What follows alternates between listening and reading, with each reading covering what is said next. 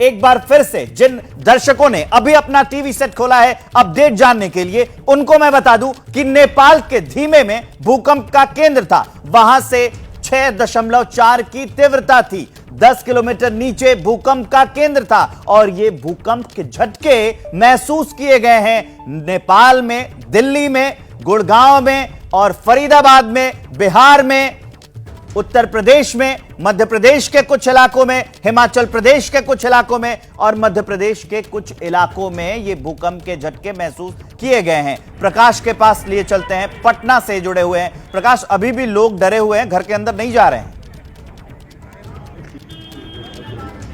बिल्कुल, जो लोग सो गए थे उन्हें लग रहा था कि सपना में कुछ ऐसा हुआ है जिससे वो डर गए, दहशत में आ गए थे। कुछ लोग रोने भी लगे थे।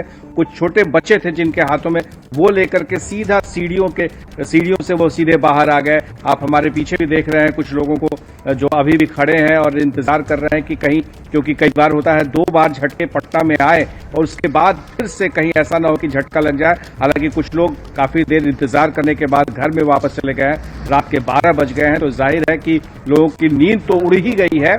पर साथ ही ये अभी तक जो शुक्र है वो ये खबर यही आ रही है कि कहीं से जान माल की क्षति की खबर अभी तक नहीं आई है। पूरे बिहार में हमारे जो जितने सहयोगी हैं सभी लगातार अपडेट दे रहे हैं और उसमें ये बात सामने आ रही है कि अभी तक कहीं से कोई जान माल की क्षति नहीं हुई है, कोई नुकसान नहीं हुआ है।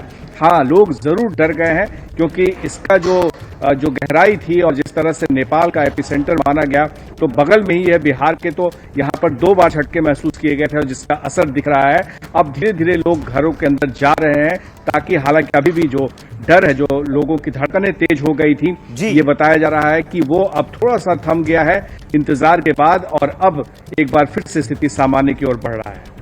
तो स्थिति सामान्य की ओर हो रही है, लेकिन अभी भी कुछ लोग हैं जो घरों से बाहर दिख रहे हैं। ये देख लीजिए आप। अब आपको अंकित के पास लिए चलते हैं। अंकित, ये 4-5 राज्यों में एक साथ भूकंप के झटके महसूस किए जाना, 6.4 की तीव्रता थी, तो ये और इस बारे में कोई आपके पास अपडेट?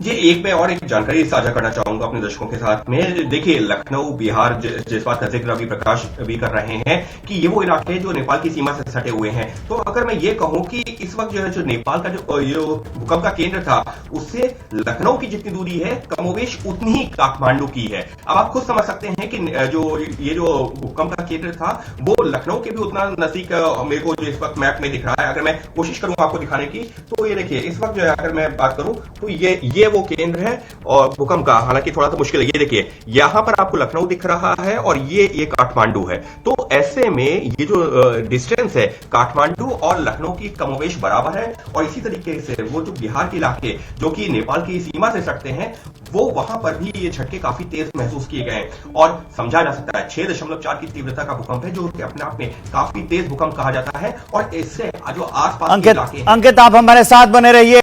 जब सियासत के शोर में खबर खोने लगे, जब सूचनाएं कम, हंगामा ज्यादा होने लगे, तब जरूरी है संविधान के पन्ने पलटना, खबर की तह हटाकर आगे निकलना। मगर ये करेगा कौन? इसलिए अब टूटेगा मौन, जिसे मालूम है सियासत की बिसार, जिसने देखी है सत्ता की शह और मार।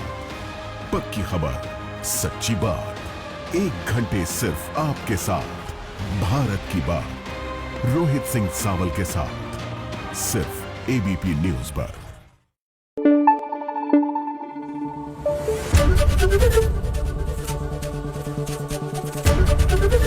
एबीपी न्यूज आपको रखे आगे।